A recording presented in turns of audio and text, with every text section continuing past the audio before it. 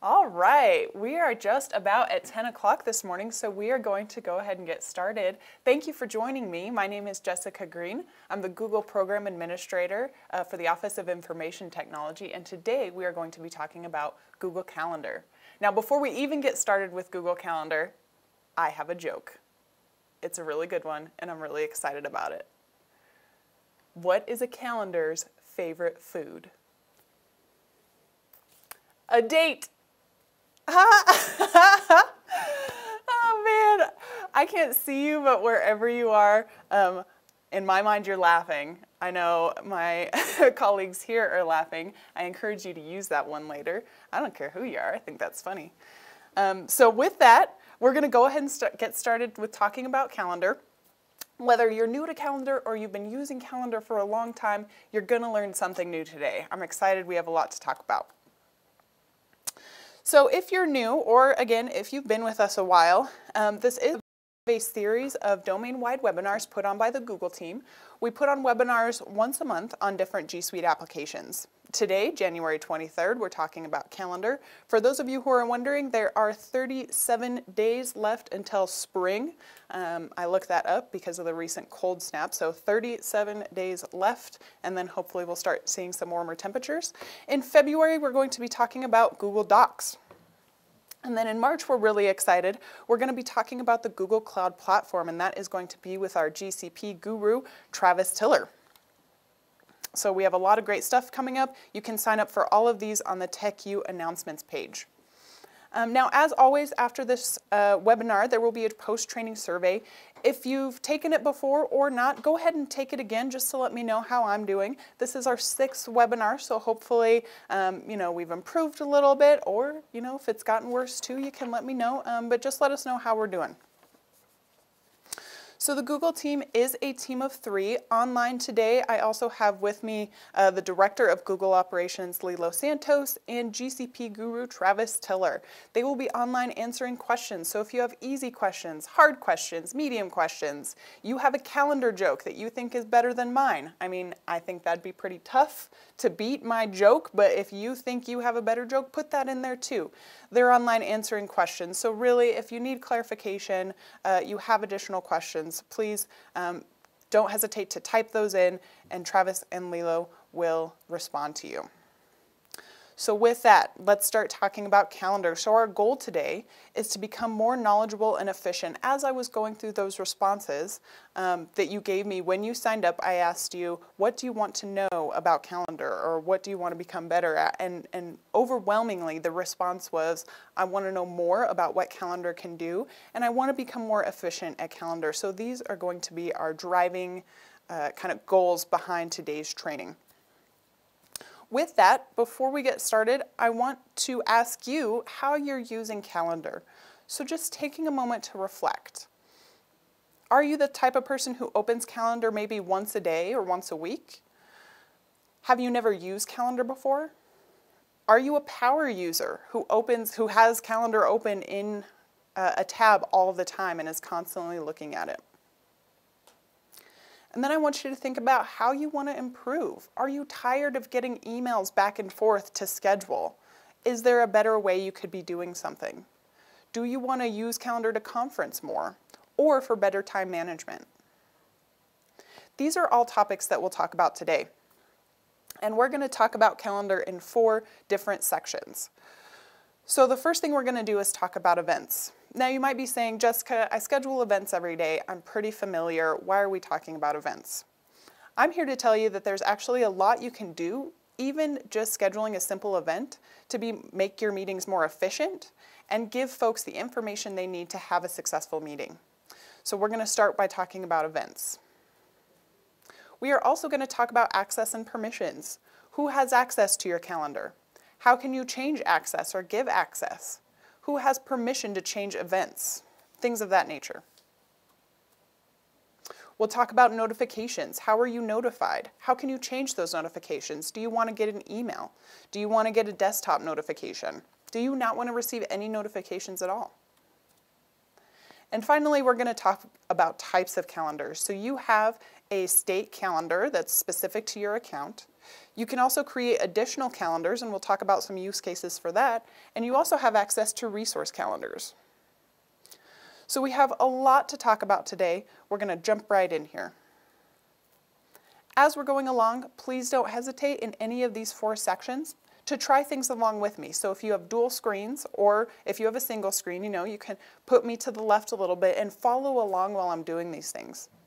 I would also highly encourage you to write things down. Just because we're going to talk about so many different tips and tricks today, I would encourage you to write things down that you want to change. So if we talk about find a time and that's something that you think would be useful to you, I would write it down to make sure you try it later.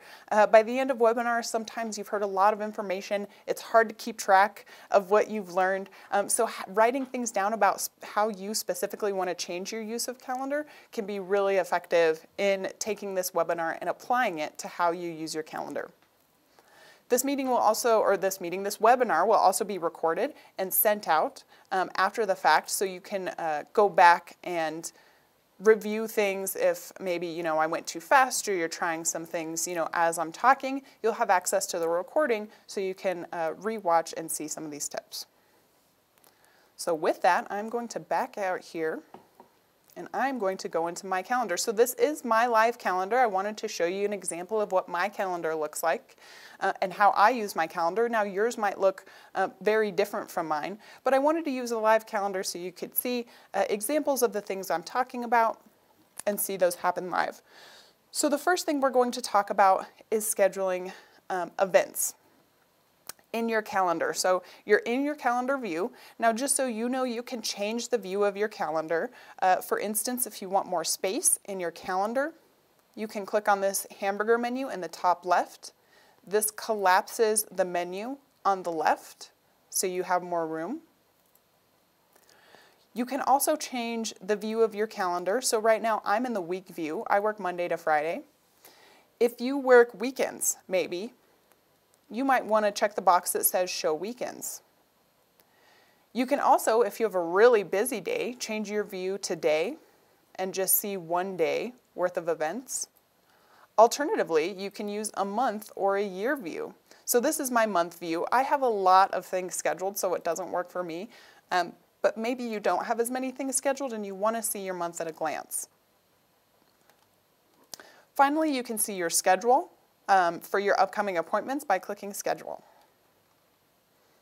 I'm going to go back to Week View because that's where I find myself most effective.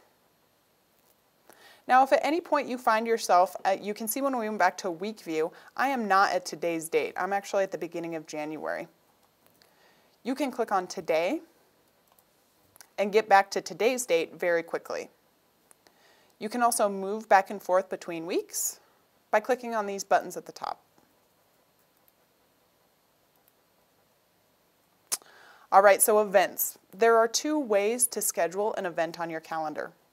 The first is by going to the time that you want to schedule the event.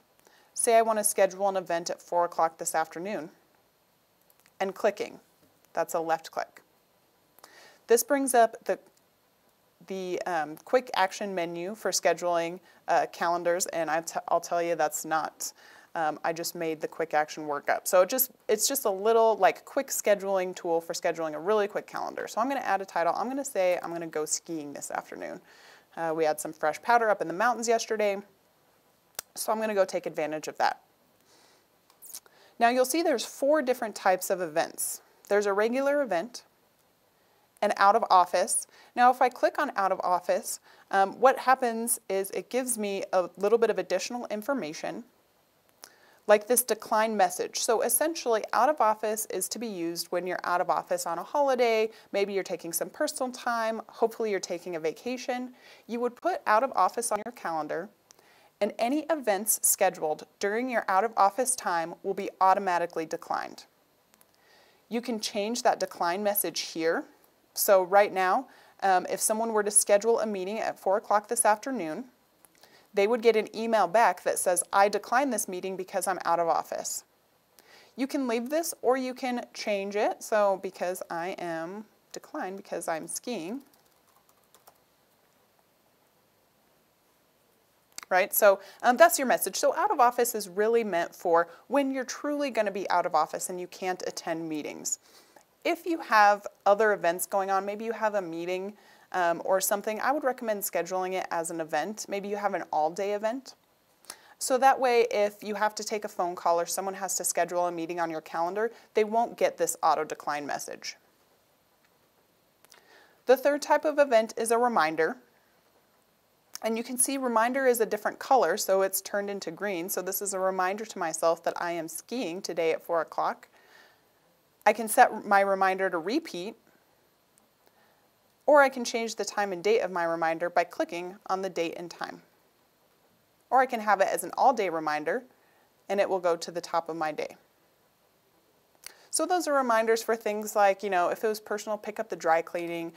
Maybe you need to print a certain report out every day. A reminder is a good way to do that because it allows people to still schedule meetings during that time, but it prompts you with a reminder, hey, it's 4 o'clock, you need to print this report, or you need to check in with this person. The final event type is an appointment slot. Now, appointment slots are great for scheduling appointment slots. So if you want to send out a variety of appointment slots to maybe interviewees, or you want to give appointment slots to people, maybe you're doing a campaign or a drive of some sort where you want people to come give you ideas, they can sign up for appointment slots. There's a lot of different uses for appointment slots, but in appointment slots, you can schedule the time that you want people to be able to come see you, so probably not 1 a.m., but maybe in the afternoon from 12 to 4. And you can see my days are a little wonky, so I'm going to change this back to January 23rd.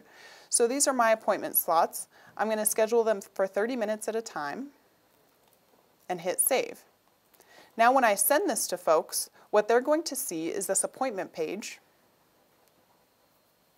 and that's going to allow them to sign up for these different appointment slots. Now, all of my appointment slots say skiing, but your appointment slots will say whatever the title of your appointment event is. So that's a great option if you need to schedule time for a lot of folks. You don't want to coordinate all these different times. You can send them an appointment slots, and those will get filled up as people book them. Now, one of the questions you asked in the survey or in the sign-up sheet was, how do I change an event to a task, for example, when you accidentally choose the wrong option? And I will tell you that once you choose an event type, you cannot change it. So the best thing to do would be to delete that event and schedule a new one. So you aren't able to change the event type once you've created it. Now, let's say you need to put more information into your event. So that was a way to quickly schedule an event. I can click on this slot, I can put a title, I can put a time. That's a really quick way to schedule an event.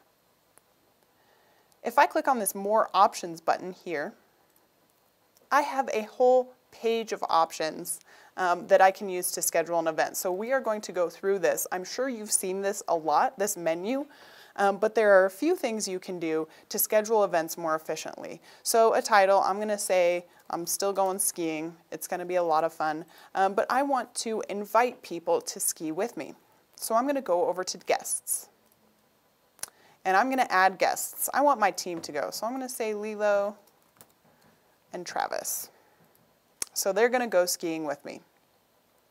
Now, the first thing I need to do is find a time where we can all ski together, that we all have available. Instead of going back to everyone's calendars and looking for times or emailing back and forth with Lilo and Travis, right, that's a lot of wasted time, I can go to this Find a Time menu right here. And this is going to pop up all 3 of their calendars at once so I can find a time. So look, at 4 o'clock, well, it looks like most of us are available, but Lilo has something going on. So we're going to move to 5. And everyone is available during the 5 o'clock hour. I can also go back and forth between days. So I can look at the next day. Well, that day's not a good day for skiing. Okay, man, we are really busy. Ooh, Saturday. Definitely don't want to take weekend stuff, right? So I would just go through here until I found a time that worked for everybody. This is a little bit easier than going back to calendars, again, looking through everybody's calendars, trying to find a time, or emailing back and forth. Another thing you can do is click on this Suggested Times button. Now, if I click on Suggested Times, it's going to give me a menu of options where all of my participants can attend my meeting. So it looks like tomorrow around 4, everybody can attend my meeting. So I'd click on January 4th, and yes, it looks like everybody is available. And you can see that that has populated up at the top, January 4th at 4 o'clock. So Find a Time and Suggested Times are probably two of the most useful tools for scheduling meetings with multiple people. So that would be one of the things, if you're looking to become more efficient, that Find a Time, the Suggested Times, those will help you become more efficient in scheduling meetings. Now you can see when I added people, this conferencing button populated automatically. So if I click here, you can see that I have Hangouts Meet conferencing enabled. So for my calendar, if I add a person, the Hangouts Meet information populates automatically. That's a setting that is for my agency. So this is really neat because all of us have access to Hangout Meet, and if you want more information on Hangouts Meet, I would recommend cruising over to TechU and watching the domain-wide webinar about Meet. But this allows you to easily schedule a conference if you have folks that are in multiple locations. So if we're actually not skiing, if we're having an important meeting, and say I'm working from our headquarters, but Lilo and Travis are in different areas, having a Hangouts Meet conferencing allows us all to dial in and access the same phone number and the same video information. So if I click Manage Details, right, we have a phone number that automatically populated, and we have a link to the webinar. So we can all hop on our computers and see each other even though we're working from different places. I would highly recommend, if you have the option, to always use conferencing where people can hop on in video. There are studies that show that meetings are much more effective if you can see the other person, even if it's on your computer, as opposed to just dialing into a conference bridge, for instance. So this is a best practice just for meetings that goes a little outside of, what we're talking about with calendar today, but just an extra tip. You get jokes, you get extra tips. What more could you ask for today? Let's say, though, that you do have a conference bridge, that you don't want the Meet information, so I'm going to exit out. I'm going to remove the conference. If your conference was not added automatically, you can click Add Conferencing and click Hangouts Meet. That will populate that information automatically. But let's say you do have a conference bridge. This is where the accessibility best practice comes into play. So I actually talked to our accessibility architect for the state, Teresa Montano. She's fabulous. And her one tip that she wants folks to know about making your meetings accessible is in this location. So if I have a phone number, what I'm going to do, and I'm actually going to use the office phone number. Don't call me right now. I'm in a meeting. But you would put the phone number for your meeting, 2 commas, so not just 1 but 2, the PIN number for the meeting, and then the #. What this allows a person to do is click on the location and have their phone dial into the meeting with the PIN code automatically. So all they have to do is click, and they're quickly connected to the meeting without having to fumble around for a PIN or anything of that, like that. So this is good practice for everybody, but especially if you're having, you need to create accessible meetings, which we all should be doing. This is an accessibility best practice. Now, I also talked to her about Hangouts Meet, and she said that Meet actually makes it really easy to join. So if you have Meet conferencing enabled, that's all you need to do. She can just click on a button and join a Hangouts Meet just fine. Otherwise, if your location is a place, I would put that information here as specific as possible. So if your location is going to be an address, I would put that full address information so folks can, whoops, that's not our zip code. So folks can click on that information and be connected to a Maps application so they can find the meeting. But having good details in this meeting, even if I have Hangouts Meet here, usually what I'll say is that I'm doing a video conference or a webinar so folks know where we're meeting. So keeping that detailed is also a good best practice. Now let's talk about notifications. We're going to talk about how to set default notifications a little bit later. My default notification for meetings is to be notified 10 minutes before each meeting. So every meeting I create, this is my default notification. If I have a meeting that's maybe really important or that I need to prepare for, I might add an additional notification about this meeting to remind myself. So say I'm preparing for a webinar and I want a notification 2 days before my webinar so I can prepare the slide deck. I would click Add Notification. I can either be notified with a little pop-up or I can get an email.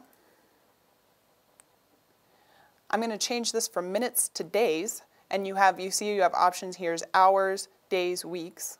So I'm going to say, I'm actually going to say days. And I'm going to say 2 days.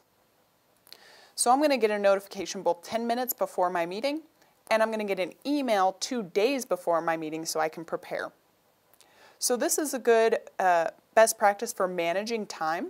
If you need to remember to do something for a meeting, you can write yourself a notification or change the notifications just for this meeting so you're reminded in order to prepare or do what you need to do for that meeting. So that's another great option, is those notifications. You can also remove notifications by clicking the X next to the notification. Or you can edit just by clicking in these notification windows here. And you can have as many notifications as you'd like. So if you want to receive a pop-up and an email and then another email 2 weeks ahead of time, you can continue to add those notifications.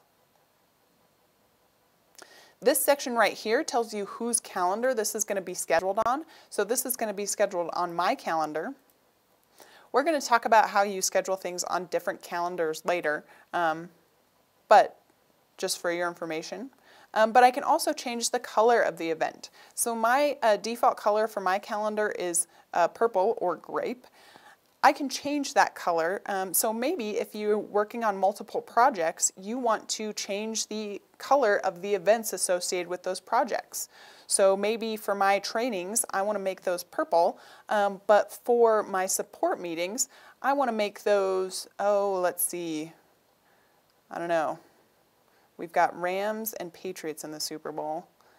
That's really a no-win, so we'll go with a blue for Nuggets. I'm going to make my meetings blue, just to stay, with the team.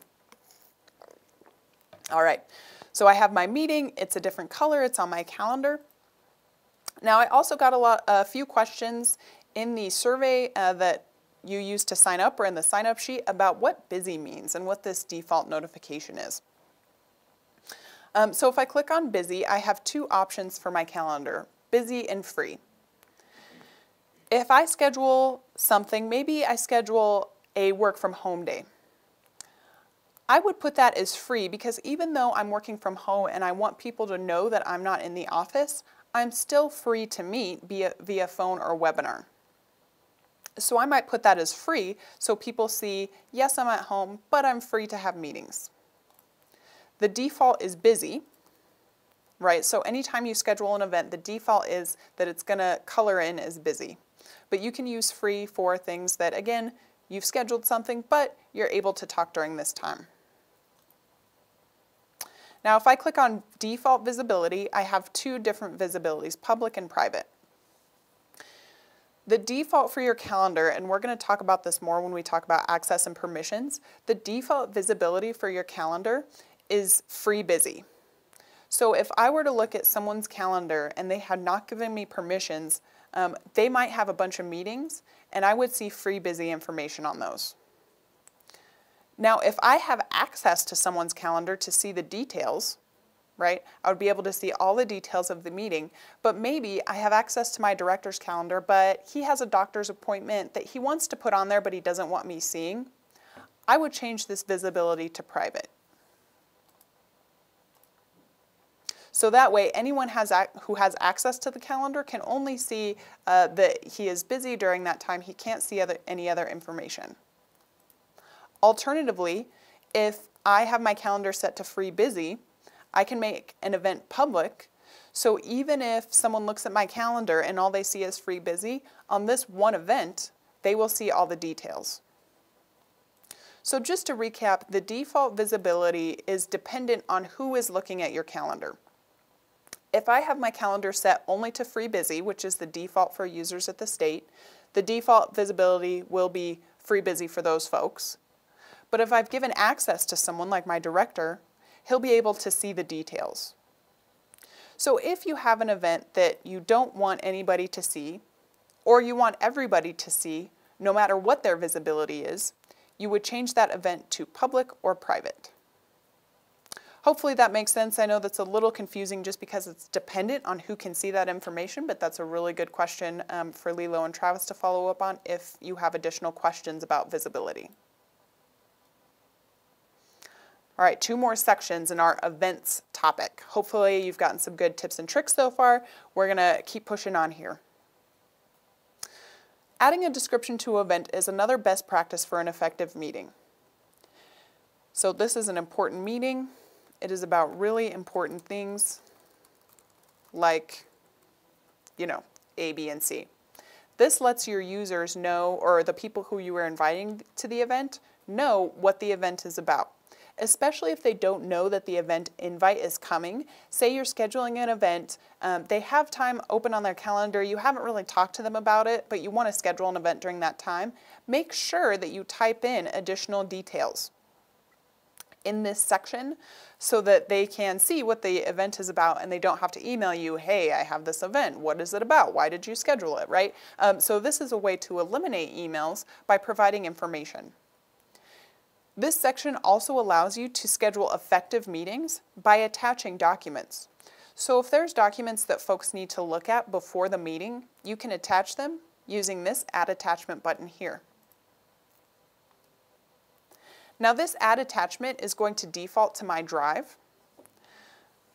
So if I want to attach, for instance, information about the domain-wide webinar, I can do that here. This is my recent section. I can look from my drive, from team drives, but if the file you want to attach is not in Drive, you can also upload a file directly from your computer. So this is a good place to add agendas, to add meeting notes, to add goals for the meeting, right? When we talk about effective meetings, having that information available beforehand will help everybody be ready when they get to your meeting, rather than everybody gets to the meeting, you're talking about what you're gonna do, it can just drag out a meeting. But if everybody has access to the agenda and all the information they need before the meeting, it makes it much more effective. So I selected one of my Google Docs and I attached it to my meeting. I can also add bullet points in here, do some formatting things. So if I wanted a bullet point or I wanted to add a list, I'm gonna say thing 1, thing 2, thing 3, right? I can also link to external sites here. So if I click that link button, it's going to link to a URL address. Maybe I want people to look at TechU. So this bottom part is the actual web address. This top part is the text that's going to be displayed. And I'm going to click OK. And now that's a link to TechU. So lots of different ways you can add information in this events description section. And I would highly recommend taking advantage of this, especially for large meetings or to have highly effective meetings. Now you thought you were done, but there's still one more section we need to talk about when scheduling events. And it is this Guests Can section. Ooh, I lied, there's 2 more. Ooh, my bad, 2 more. I try not to lie to you as much as possible, but so Guests Can. So in this case, I have my default set to guests can modify the event, invite others, and see the guest list. Yours might be a little different, and I'll show you how to change that default to what your guests can do. But you can uncheck these and change these settings. So if this event is really important and it has to be during this time, but it's sensitive, I would uncheck all of these so that my guests cannot see the other guests. They can't invite people I don't want them to invite, nor can they modify the event. Alternatively, if I have an event that is just maybe a check-in with a few people, and really it can change based on what works for them and they can add people, I can set it so that they can see each other, invite other people, and modify the event. By default, I leave this modify event checked just so that if an event doesn't work for someone, they can just move it around on their own. This works for me. Again, maybe you have meetings that have to be at a certain time, or maybe they're sensitive, and so you do not want this to be checked. But for me, it's fine if my guests move things around. And we're going to talk a little bit more about how you can propose a new time and change these defaults in a moment. The last thing when we talk about scheduling events is to book a room. So right to the right of the Guests tab, I have Room.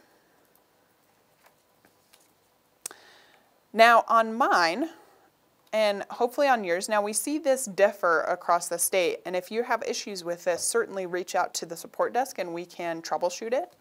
But it's going to come up with suggested rooms, right? So for OYT right now, it's saying you might want to attach this room.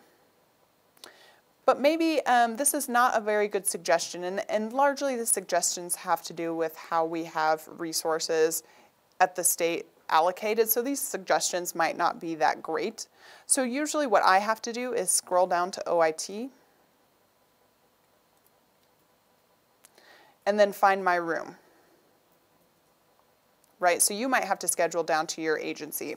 There's really no way to change the suggested events menu. Again, it has to do with how we have our resources allocated, and it's not the most effective. We're looking at working on that. But there was a question about how, to change and make these resources easier to access.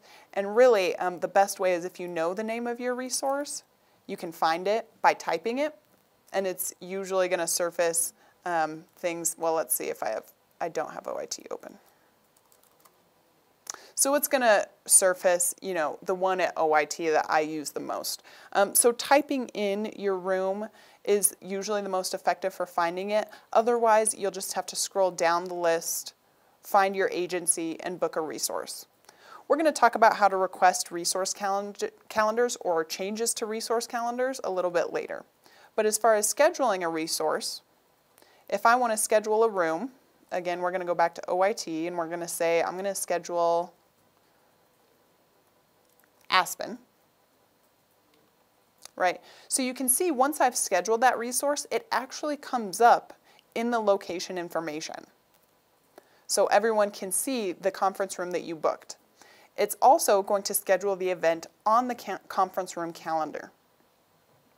So resource calendars, just so you folks know, are for resources like conference rooms. I've seen them used for vehicles.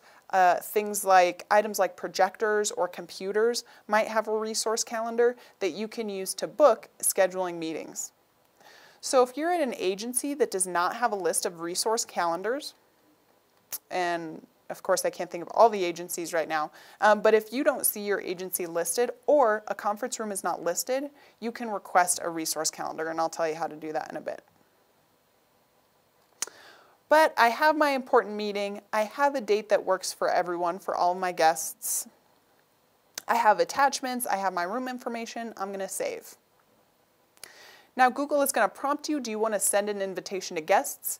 If they already know about it, I might not send them the invitation, but they don't know this is coming. We have a really important meeting. I'm going to send that to them. Now, when I attach the file from Drive, I did not change the sharing settings in Drive. So Google is prompting me and saying, hey, you have a file on here. People need access. So it's talking about the file that I attached from Drive. And I'm going to give them edit access to the file and invite them. So just so you know, when you attach a file, you still have to change those sharing settings in Drive. Here's my important meeting. It's in Nuggets blue. Go Nuggets. So that is our event section. Now say there is an event that I did not schedule, but that time doesn't work for me. My option is to either email the organizer and say, hey, that doesn't work for me, here's some times that do. But a more effective method would be to propose a new time. So if I click on a meeting that's not scheduled by me, you can see that I have the options going yes, no, maybe. But in this very tiny little caret in the bottom right here, if I click on that caret, I have two options. I can propose a new time, or I can add a note. If I add a note,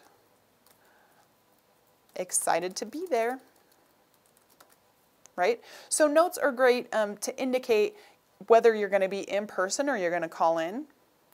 If you can't make it, how you're going to follow up. So you can say, hey, can't make this meeting, I'll follow up with so-and-so. So notes are just good to let the organizer know where you're going to be. And I am actually not going to send this because those are folks outside of the state and we are having this meeting. There are dangers in doing a live demo here. I can also propose a new time.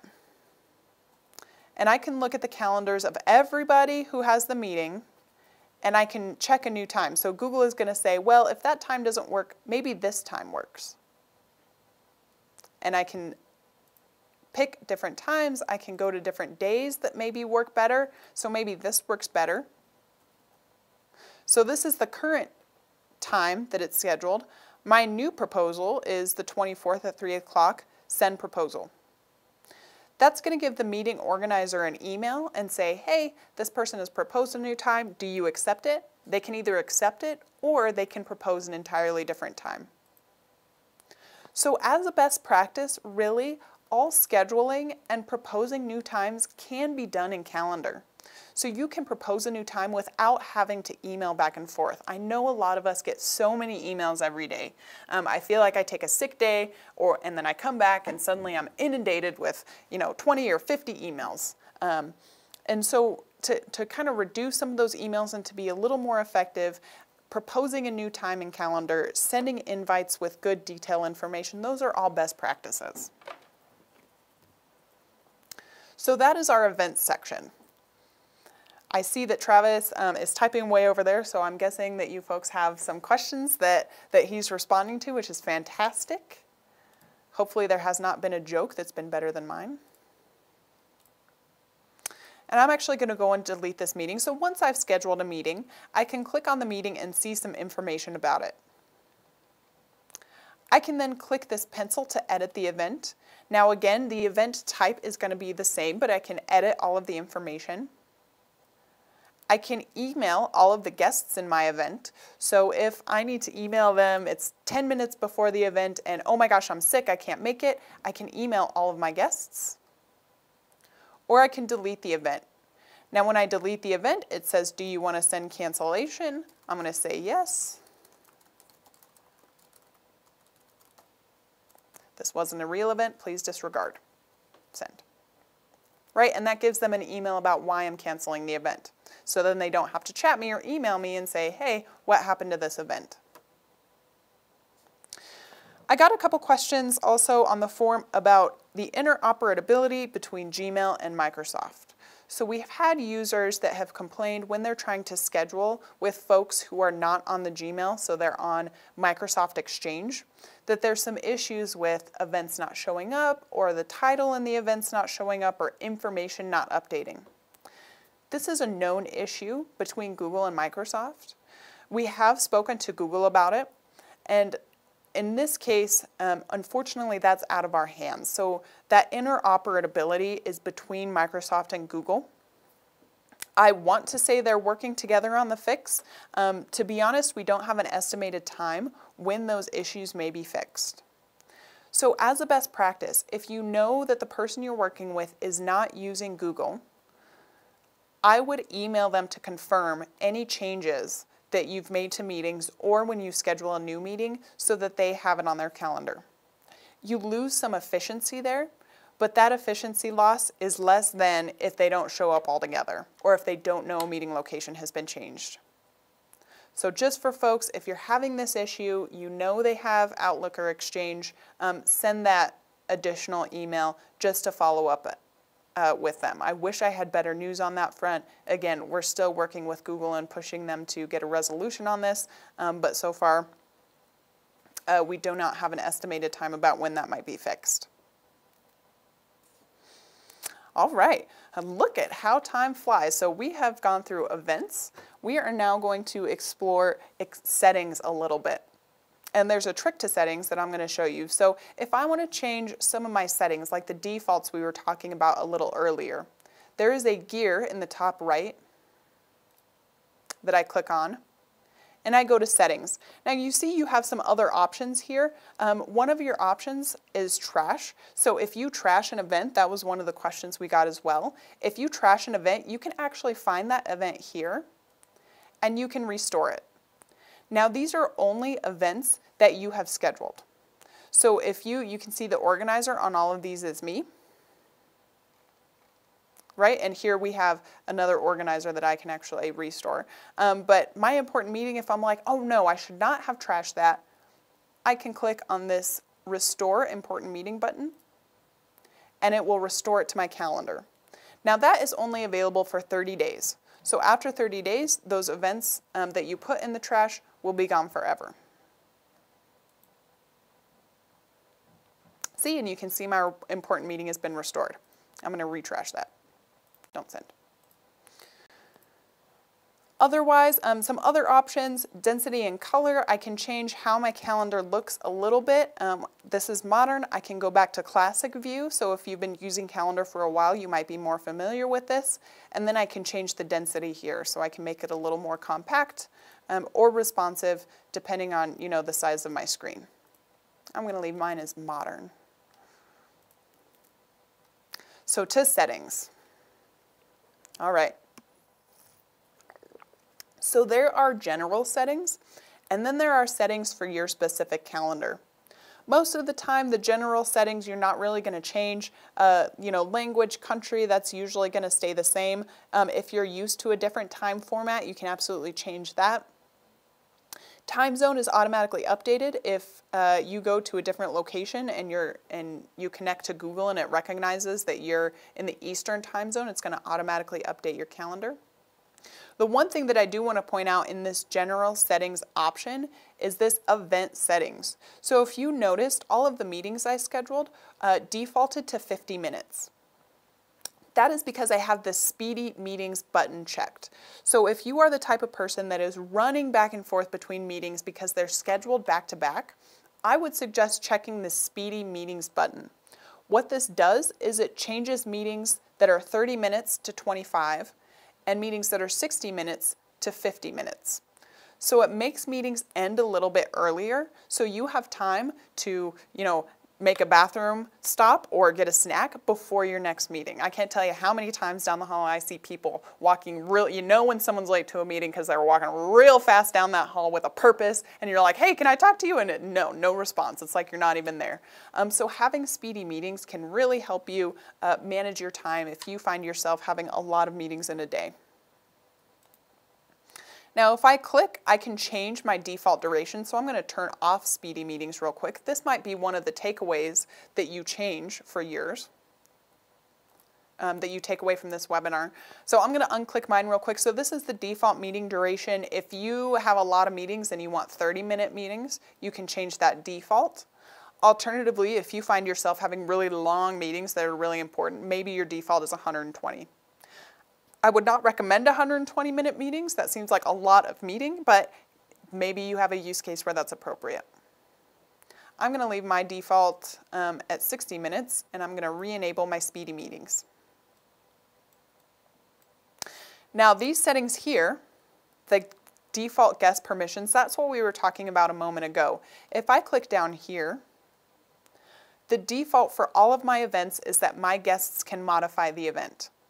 Again, that allows them to move the event around if that time doesn't work for them. If I unclick, I can change this, and I have to click every time and open that up. And you can see that it's automatically saving my settings at the bottom here. But you can change that so that Nobody can see the guest list, they can't invite others, and they can't modify the event. So just depending on what type of meetings you have, who should be able to edit those events, you can change these accordingly. I'm going to go back to modify event and allow people to do that. Now here's my notifications. This is just to enable desktop notifications or alerts.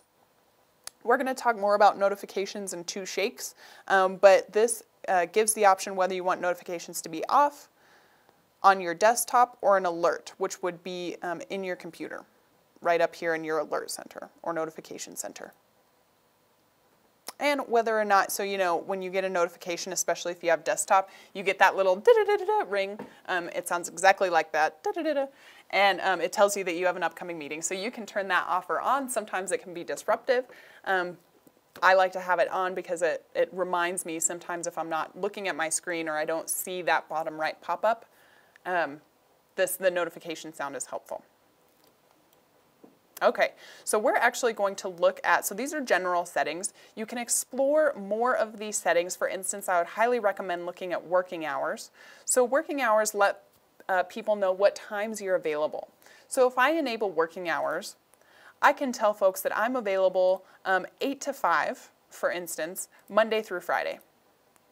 And anytime someone schedules a meeting outside of these hours, they're actually going to get a warning notification that says this is outside of the working hours for this individual. So if you need to leave by 4 every day and people are consistently scheduling meetings at 5 or 6, or maybe you work from 10 to 7 and so you can't come to early meetings, I would highly recommend these working hours, enabling the working hours and setting those, and that will notify people that, hey, this person likely can't come to your meeting because it's outside of their working hours. So that's another great tip or trick for managing both your calendar and allowing people to schedule events at a time that works for you is this working hours section. Maybe I'll get a little bell, like every time I name like an important tip or trick, I can have a horn or something. I'll look into that. Anyway. Those are the general settings. You also have settings for My Calendars. Now, when New Calendar rolled out, this took me like a couple days to find. But in addition to your general settings, if I click on my name, this gives me a whole set of additional settings that are specific to this calendar. So that's on the left-hand side. Now, this is where we get we can change permission access, sharing with people, and notifications. So let's go through this. So access permissions. If you take a look in your settings and your access permissions, this box is checked by default, make available for state, and the default that your calendar is likely set to is see only free busy.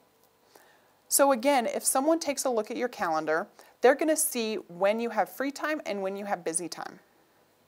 You can also set your calendar so that folks can see all event details. So this is how I have my calendar set, so that when folks are scheduling meetings, they can see where I'm going to be. So if I'm going to be at the Capitol, if it's just free busy information, they're not going to be able to see where I am. So maybe they're going to schedule a meeting right after that one that's all the way back at headquarters. Well, I can't make that meeting. So I allow folks to see event details so they can say, okay, she's at the Capitol, maybe this meeting would be better in the afternoon, so she has time to come back over. Again, this is really dependent on your work case. If you have a lot of sensitive information that you don't want people seeing, maybe you leave it at free busy. But if you're just scheduling work things like meetings, I would highly recommend turning on all event details so people can effectively schedule meetings at times that work for you.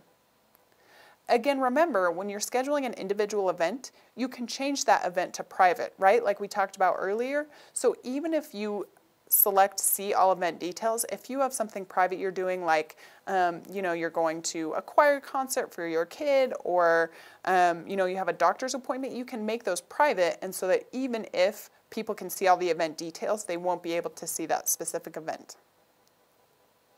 Now, alternatively, if you want to leave your calendar at see only free busy, you can add specific people to your calendar who can see all the details. So maybe I only want my boss to be able to see my calendar. So I would click add people. Sorry, I did that really fast. I would click add people, and I would add Lilo, and I would give him permission to see all event details. Now if I click on these permissions, I can actually give him even more options. I can allow him to make changes to an event, or I can allow him to make changes and manage sharing, so he can manage the sharing on my calendar. So this is how you would allow someone to either see all the event details or manage your calendar. So one of the questions I got is, I'm going out of town, I'm delegating my email, how do I allow someone to make changes on my calendar? Or maybe you're, going on vacation or maternity leave, or all these situations where someone might need access, or maybe you have an administrative assistant who needs access. This is where you would give them full access to your calendar to be able to make changes. Oop, here's an example of a notification pop-up in the bottom left telling me I've got 10 minutes left. So this is where you would allow them to do that, to share your calendar with people and allow them to make changes to your calendar. The other option you have here is make your calendar available to the public. Now for most folks, this is actually disabled just because of our state policy, right? We don't necessarily want public folks to be seeing our calendar.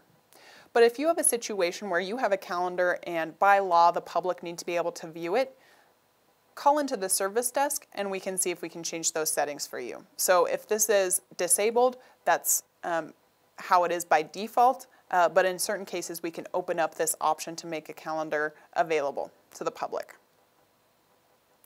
If I keep scrolling down, this is where I change my default notifications for my meetings. So every meeting has a default notification 10 minutes beforehand.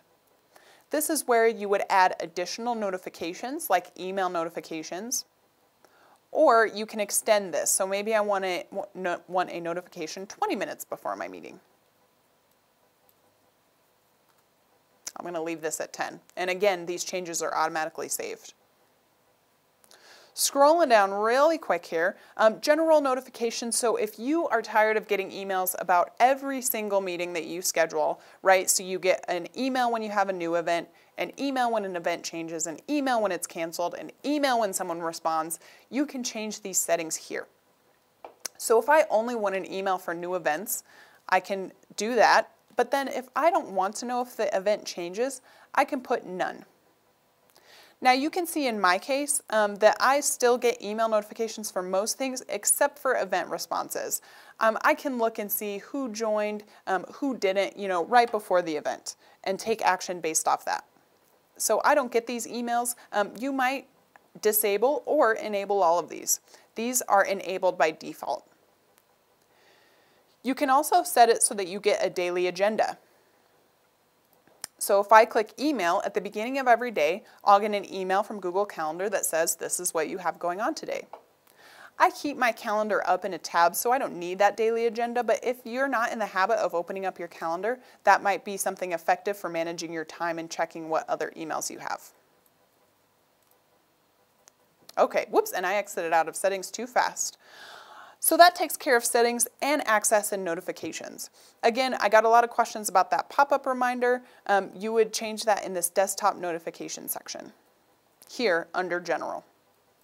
Now, as we're wrapping up, last thing I want to talk about, calendars. So there's two additional types of calendars. You can add an additional calendar for yourself, and you can also create a resource calendar. So if I wanted to add a calendar, say we have a team calendar, and I want to add a new calendar. I can create a Google Team calendar and add a description and create a calendar. Once I have that calendar, maybe I could add Lilo and Travis with full permissions on that calendar. So we would have a separate state calendar and then a team calendar. And maybe we make that team calendar public so everyone can see all the details so they know where the Google Team is. Another use case for creating a separate calendar from your state is if you deploy things or you do project management. You can have a different calendar for each project that you share with the users you're working with so they can see when project deadlines are, when launch dates are, and information like that. There's a lot of great uses for a new calendar. I will tell you one thing to watch out for is that calendars are associated with a specific person. So the owner of this calendar is going to be me when I create this calendar, and it's going to take a moment. If I move on to another position or I leave the state, I have to make sure that I transfer ownership of that calendar, or I give other people the ability to manage that calendar. And I would do that by going into sharing, adding a person, and giving them the ability to manage the calendar. So if I look down here, now I have a new Google Team calendar. I would want to go down and I want to add people. I want to add other folks, right? So I would want to add Lilo and Travis and give them full permissions on my calendar. This calendar shows up under My Calendars. So there's two sections, right? If I scroll down, so I'm back in my main screen, My Calendars and Other Calendars. Other calendars are when you look for people and they have not shared their full calendar with you. Lilo and Travis have both shared their full calendar with me, so they show up under My Calendars. All of the calendars under My Calendar I can edit and make changes on. The calendars in Other Calendars, though, are other people's calendars who have not given me permission to do these things. So that's the difference between My Calendars and Other Calendars. I can remove calendars by clicking the X on the right-hand side. I can also change the calendar color by clicking on the ellipses at the very right. Make sure you don't click the X, just the ellipses, and I can change the color for this calendar. I can add calendars back by searching for people. Again, the default for the state is free busy information. So anybody you add, you should be able, unless they've changed the settings, to see their free busy information on their calendar. So a lot of the time what I get is an email that says, you know, I'd like to schedule a meeting, here's the times that are available. Usually what I'll reply is, go ahead and check my calendar, it's up to date. If we can get in the habit of checking calendars first, it's going to make us much more effective. The last calendar type is a resource calendar. So resource calendars are what I showed you when I was scheduling the meeting, the original event, important meeting. Nope, and I'm going to edit this. Right, so these rooms are all examples of resource calendars.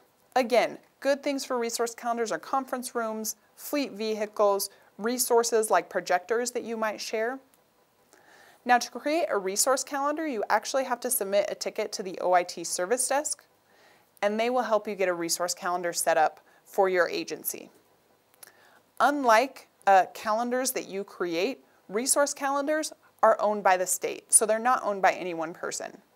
So if someone moves to another location, the resource calendar will still exist. The downside of a resource calendar is that everybody can see it all the time. So you can't restrict a resource calendar. We can restrict it to, well, let's see, I can even see the resource calendars for all these different agencies. So everyone can see and schedule on resource calendars. So that's kind of the downside. So there are different use cases for resource calendars and My Calendars that you might use. The final thing I'll wrap up with before we talk about what's next and additional resources is mobile. So whether you bring your own device or you use a phone that is provided to you by the state, Calendar does have a mobile application that you can access and use. So you can check your calendar even while you're on the go.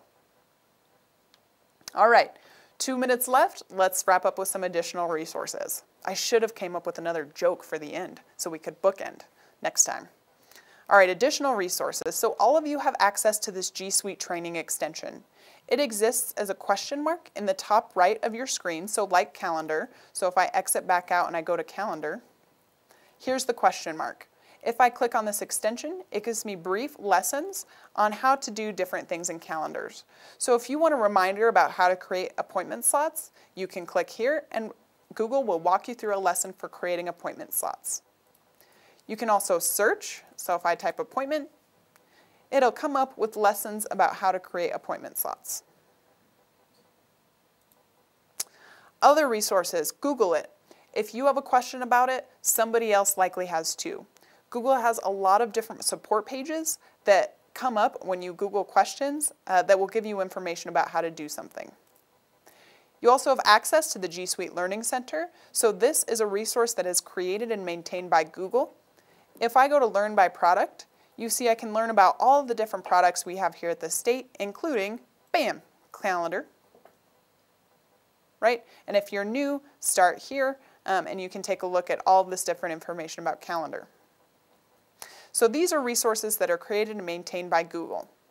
We also have resources here at this state, including a new and improved TechU. Very excited to announce that we launched the refresh. You may have seen the domain-wide email about it, but TechU is a resource that's maintained by the state. There's a whole entire section on G Suite applications that gives you information that's specific to using Google at the state. So check that out if you haven't already. For break fix, you can email the service desk. If you have a question that you did not get the chance to ask about Calendar or anything else Google, you can email techu@state.co.us to reach our team directly, and one of the three of us will get back to you promptly. Finally, you can follow the TechU page where we post information about updates and trainings that are upcoming, in addition to the domain-wide email you receive. Thank you for joining me today. I hope you learned something about Calendar. You at least maybe laughed a little bit. But if you have any questions, again, don't hesitate to reach out. This is being recorded, and I'm going to send this recording out in the follow-up email. Upcoming, again in February, we're talking about Docs. In March, Google Cloud Platform. Any questions, you can email my team. Remember to take the post-training survey. Otherwise, that's all I have for you today. I hope you have a wonderful rest of your day, and we'll see you next time.